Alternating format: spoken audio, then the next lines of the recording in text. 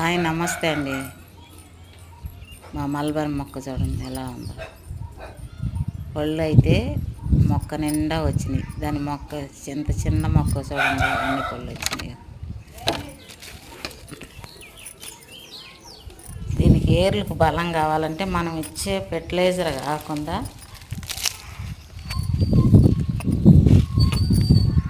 ఇంట్లో వచ్చే అయినా సరే కూరగాయలు కోసినవి అయినా సరే మనం పళ్ళు తిన్నవి అయినా సరే ఆ తొక్కలు ఉంటాయి కదండి, వద్దాగా మనం కంపోస్ట్లో వేసుకోవచ్చు. కంపోస్ట్లో వేసుకోకొని ఇక్కడ మనం ఏర్లకు మంచిగా పుష్టిగా బలంగా ఉండాలంటే మనం ఇచ్చే అరటి తొక్కలు, ఈ మనం తిన్న పళ్ళు ఏ అయినా సరే, నేనైతే ఇప్పుడు బీట్రూట్ తొక్కలు అరటి తొక్కలు వచ్చిన ఇంట్లో కూరగాయలు కొన్ని ఉంటే వేసి కొంచెం మట్టేసి దాని మీద వేసి మళ్ళీ కొంచెం మట్టేసి అది దాన్ని నిండా పెట్టామంటే మనం రోజు నీళ్ళు పడతాం కదండి, నీళ్ళు పట్టినప్పుడు వాటి మీద కూడా కొంచెం చల్లితే ఆ రసం అనేది ఏర్లకు దిగుతుందండి.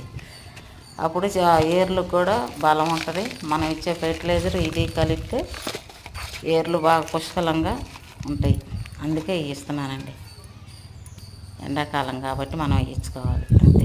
బాయ్.